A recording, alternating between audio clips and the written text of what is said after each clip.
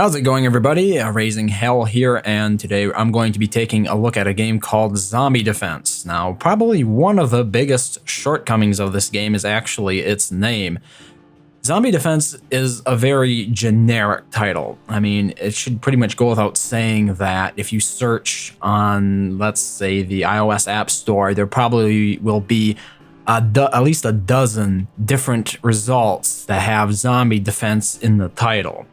So once again, what we have here is a somewhat competent game, otherwise sort of let down by the fact that the developer apparently did not know how to SEO at all and did not bother coming up with a more creative title, because let's be fair, a game can succeed or fail in the marketplace due to a crap title, and naming your game Zombie Defense is probably as generic as it gets in terms of game titles. It's up there with Kingdom.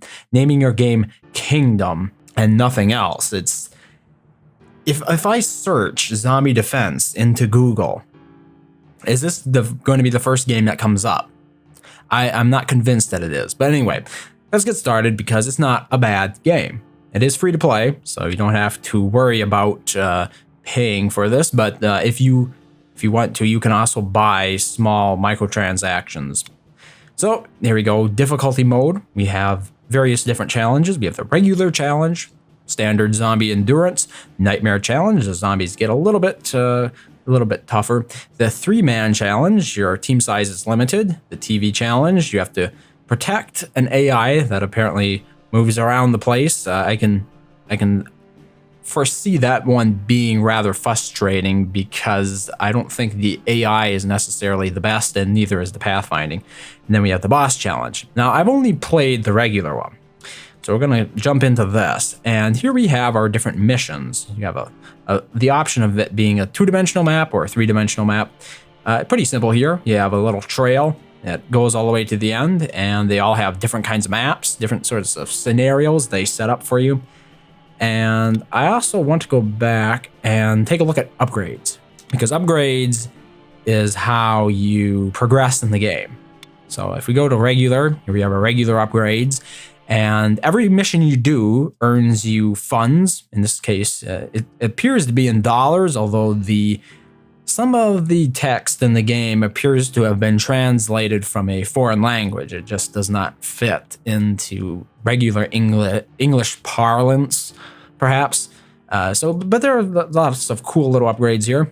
For example, you have the ever-popular Tesla. This one is actually a unit that carries around a Tesla. It's not just a Tesla. You have the sentry gun, another popular choice. What else do we have? General upgrades like 10% additional cash, probably something you want to start with early so you can make sure to optimize your upgrades or get your upgrades as fast as possible. You can have dynamite. And I have unlocked a few of them. For example, I've unlocked the Marine, the Mercenary, the Enforcer, who uses a shotgun. Of course, the Tesla, as I've mentioned before, and the Sentry Gun. And then I also unlocked the Chainsaw Dude and the Butcher, who apparently just throws meat. Did not find that unit particularly useful, but it could come into play later in the game when you have bigger team sizes.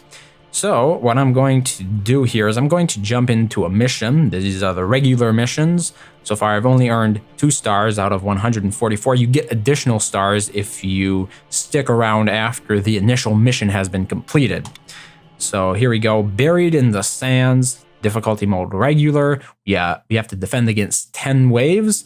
We're going to be killing 462 zombies. And they talk about the zombie types. We have the walker and the crawler. Now, the walker is just your regular shambling zombie, and the crawler is actually low on the ground. They actually just crawl around pretty much as the name would indicate. So, in standard zombie tradition, you have different waves. Now, you can maneuver around the map simply by clicking and dragging, which is nice because when you have 2 monitors like I do, and you have one of these Unity-based games like Zombie Defense is, you can scroll to the top and the bottom and the right just fine. But scrolling to the left for me is a problem because the cursor is not clip to the screen. So I just scroll into my other monitor, which is never good. You can use the arrow keys to scroll around as well. I personally prefer WASD, but apparently that is not an option. Now, you'll notice here when it comes to the user interface, this is definitely touch focused, which I always, here's the thing, right? You're going to move your game from maybe the Google Play Store. I've searched in the Apple iOS store and I couldn't see this game right off. But then, like I've mentioned before, there is the common problem of the SEO for the game's title being absolute bunk. But it could be in the Google Play Store and I have not searched there. But obviously this is a port from mobile and several of the reviewers have mentioned as much. The reviews, by the way, are generally quite positive for the game, which bodes well for its future. But in terms of the user interface, not very impressive for somebody who is used to PC games. I'm not sure if there's a shortcut for any of these common controls. As a matter of fact, as somebody who plays computer games as opposed to mobile games by and large, I would prefer that by default, all of these options were available on the screen. I don't see any reason necessarily to hide them at the start of every mission and force me to expand this. Now, there might be hotkeys, but I have not found out where they are. Okay, here we have keyboard. So we do have different hotkeys. We can pause by pressing pause. That doesn't seem right. But anyway, using the actual buttons on the screen are not very, I would not advise it. What? So now that's interesting. I haven't actually put anything down yet, and I got a supply crate. You can get supply crates every couple of minutes. So theoretically, you could just let the game idle for a while and get a ton of free grenades via the supply crates. That's not what my intention here was, but that might be the end result. But when it comes to the controls, you're pausing and unpausing the game, I have lost multiple units in my time playing it because these buttons are just so terrible. But let's just get started here. We can recruit units by simply clicking on one of the tiles that are preordained. Your units can only move to other tiles. So that's what the game is sort of going for here, is like a cross between a tower defense and a tactics game. So if you think about XCOM, except you can only move your units to preordained tiles, you kind of get the idea. But we have different recruits here. We can recruit the regular sheriff. That's obviously the cheapest. And here we have another survivalist. They start with a gun and a couple of grenades that are replenished every turn. The Marine, definitely a very good option. I only have one turret unlocked so far, and then we also have the special characters, and one of them is a chainsaw. Right there is the Tesla. The Tesla is actually quite good, as they generally are in zombie games, but we don't have enough to recruit it. So first off, I'm going to recruit the Marine, and there we go. And you can move them by double-clicking that. Well, first you click them, then you double-click another tile. And if you have them on a tile that is yellow, it means that they will have additional strength bonuses. And you can upgrade tiles to yellow. Right here we have I don't have enough money to upgrade that one to yellow, but you get the idea. And we're going to also hire a sheriff. Now, the sheriff I'm going to have run down here, and I'm going to get the supply crate with him. And it's as simple as that. Here we have these, what are they called? ATs. They're vehicles, and you can pay money to arm them, which is kind of a nice idea. A lot of the things on the map can be enabled with the additional upgrades, and there is definitely a height bonus. So in other words, if you're positioned on top of a building, such as I was in the first wave right here with my Marine, I'm going to have a wider range to shoot at zombies. And here we can see some of the zombies shambling along. There are two different types of missions, really. There's just standard ones that you need to complete to progress, and then you can continue playing additional rounds to get stars. And the stars unlock better upgrades. You can unlock better weapons with them. So basically what we have here is just my Marine on top of the diner, or whatever this building is, shooting at zombies. Pretty standard stuff. One thing that I do not necessarily get is the fact that, let's speed this up a little bit, because it is not very difficult right now. I'm not demoing too well the massive hordes of zombies.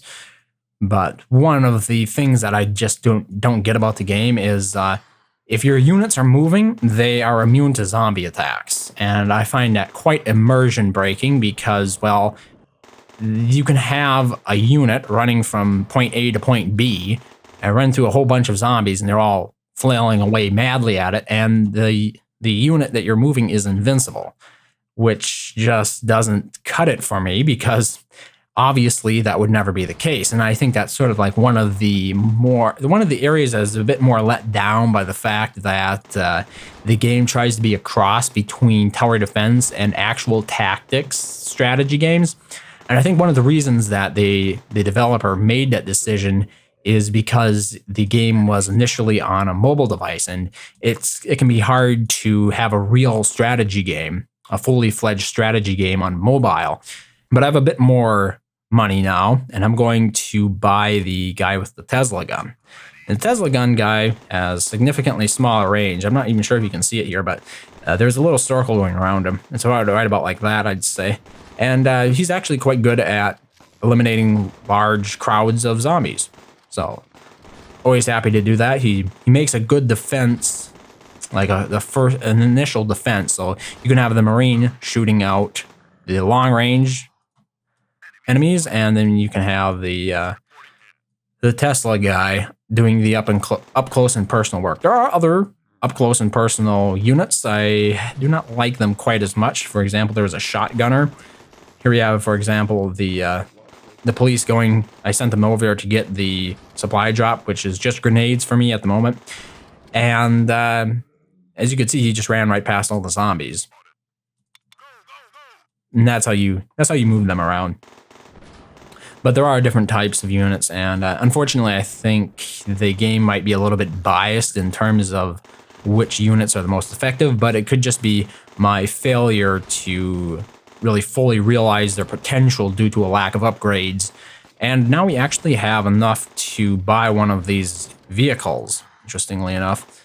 So we can activate this APC cannon, $2,000. Let's try that once. And that's that, pretty much. You can see right now he's shooting at the boss zombie. Boss zombies will come along occasionally, and it's very useful to have something like the APC to take them down, because your regular units will die to them quite quickly compared to the regular zombies. Like your regular zombies, they can take multiple hits, but when it comes to boss zombies, with the Marine at least, one hit at the first rank and they go down. And it should be noted that, of course, the units have different ranks. I can upgrade this Marine for $500 to the next rank, and it increases their power, similar to the upgraded tile right there. Now, I've never used the APCs before, and I'm not sure if they can actually be attacked. This was an upgrade that I got just the last time playing, and I've played the game for about 3 hours. So I've completed about 12 missions, 10, 12 missions. And so far, like I said, it is quite entertaining, but there are certain times when the action gets bogged down because you pretty much have to play it frame by frame. So what will happen is you'll have multiple bosses on the map, and this means that you can't just play the game. You can't just leave it running because you have to keep moving your units around. You have to sort of kite the bosses. You're not going to be able to. Do we have any bosses here? You're not going to be able to hold position when there's a boss coming. I wonder if there's a boss over here. Not that I see. So this APC might take care of the boss, otherwise we might have to deal with that. But a lot of the time when you have bosses, and I'm going to throw a grenade into this mass. That's basically how you throw grenades. Let's slow it down a little bit. But when a boss is coming, a lot of the times, especially if there are two of them, you're not going to be able to deal with them while holding your position, which means that I'm going to constantly have to be running my team members from space to space. And since like I've said before, the game is more tower defense than it is tactics, you're quite limited in the places you can run to. So you will find it's rather repetitive in terms of you got to kite from point A to point B over and over again. And if you mess up, in terms of, like, if you're not using the keyboard and you're pressing these buttons, which I probably quite foolishly did. I assumed it was a mobile game and there wouldn't be any keyboard commands. I think I was a bit wrong about that, but and I've lost units because of it. Like I meant to press pause and I didn't. I missed it entirely because my mouse wasn't in the right place, and I've lost units due to that.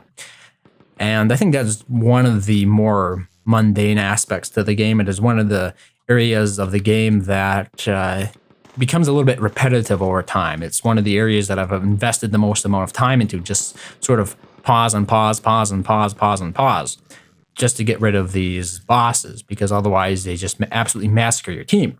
However, it's not all bad, and unlike a lot of tower defense games that use waves, if you die on wave 9, for example, wave 9 out of 10, you have the option of jumping back into that game at wave 9 and trying again. So a lot of tower defense games, like think about Kingdom Rush.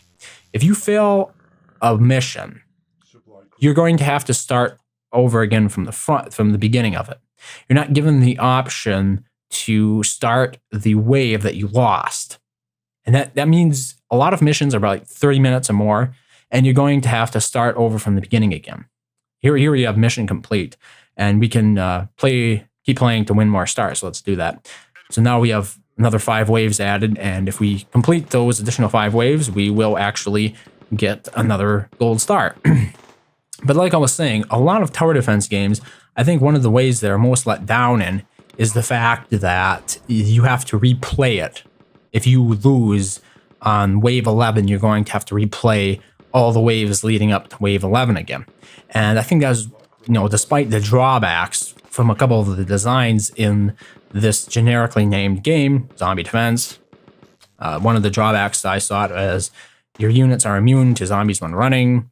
You are limited in where you can actually move your units. There's like pseudo tactics. But one of the big perks, in my opinion, and this is a great courtesy to the player on behalf of the developer, is that you don't actually have to play it from the beginning every single time you lose one. And this makes it a lot more compelling for me to try to replay missions that I've lost on certain rounds, because I think it can do better. And if you can't, well, you can always restart it again. So the game is quite flexible in that regard. And I can appreciate that. That is a great design and something I would like to see in more tower defense games.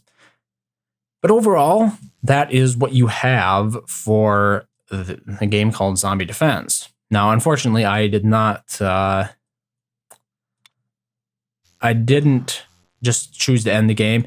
There isn't a whole lot else to see. This is generally what you have. You can increase the size of your team. Right now, I think I'm allowed 4 team members. So we can recruit a couple more. Let's do the chainsaw guy. The chainsaw guy is pretty much like the Tesla guy. He's for close encounters, except really close encounters, actually. So we could position him, let's say, over here. So he would defend against any zombies that come around here. He's a melee character, and one of the biggest drawbacks is that he actually gets hurt a lot, which means you're going to have to swap him in and out. Then there was another unit that used meat. They'd throw meat out for the zombies. Let's see. Okay, we have our full team right now. And you can increase the size of your team. When I first started, I think I was allowed 3 different teammates. And as I progressed, I chose some upgrades that gave me more team members. And now I'm at 4. And I think for a couple thousand more, I can actually get 5. The chainsaw guy is actually quite expensive. He's, I think, it cost me about 5,000 to unlock him. It wasn't the cheapest, and I don't think he is all that useful to me, because he requires, at least at the initial upgrade, the zombies to get really close before he's effective. And once they are within range, he is quite effective. Don't make no mistake about it. He will knock them all back. But his recharge is a bit slow, which means that he's vulnerable in between those charges. The APC is actually doing a very nice job. I can actually activate another APC cannon, despite the fact that I have a full team. So like I mentioned before, the APC was something that I actually did not have access to prior to doing this video. This was a very late upgrade that I chose, and not all maps have APCs, obviously.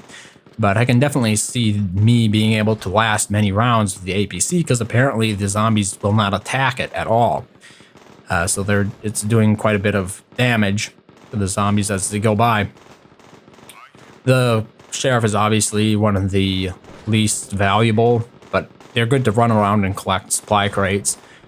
And most of the time I'll have a fully functional team to help defend. And I think I've pretty much covered everything. You know, wave 13 completed. At each wave, you do earn money, and that's the money that you will spend to get additional upgrades and unlock new characters and whatnot. And so you want to make sure that you don't spend everything when you're playing around, because if you win that round or win that map, that mission, you get to keep that money and then use that to buy additional upgrades. And you can regrind old maps. Like, I've played this map before, and I can get more money here by playing it again, which is nice because it makes it possible for you to upgrade your characters without buying, you know, with real world currency. You don't actually have to do that because there is an option to do microtransactions. I never felt compelled to within my 3 hours of playing it to buy any, but you can connect to it, and you can get just money, I guess. You can pay real world money to get mission money. And here we have the final wave. Let's see what we can do. Okay, we got one of the bosses there. And do we have any other bosses? Maybe not. Might be able to take this one on. We'll see. Oh, there are actually 2 bosses coming in from that side. So I think select the police officer here. I'm just going to lob a whole bunch of grenades into this area and see what... My chainsaw guy is actually going to get massacred by the bosses if they actually get that far, so I'm moving him out of range there. Yeah. Oh, he got killed. Okay. And I accidentally decided to move my police officer there, and he's going to get killed now probably. But yeah, as you can see, he was dashing all around, and the zombies were not affecting him at all. And this boss is actually up here. Not a good thing. He murdered my my marine, but we can buy another one for 500. That should not be necessary. We only have 98 zombies to go, and of course the APCs are working overtime. Apparently they can hit just about anything. So APCs strike me as a little bit overpowered, but okay, let's buy another marine. Marines have great range. They're just all around good units. Definitely approve of that. So that's pretty much Zombie Defense. It is a free-to-play game recently released on Steam. We got our gold star, and let's end the mission. And then we're taken to the upgrade screen, and that's pretty much the extent of it. Play missions, get upgrades, get new units, to get new technology, new guns. And like I said, it's free to play. It's on Steam, recently released. Positive reviews, so apparently it is like a fully fledged game.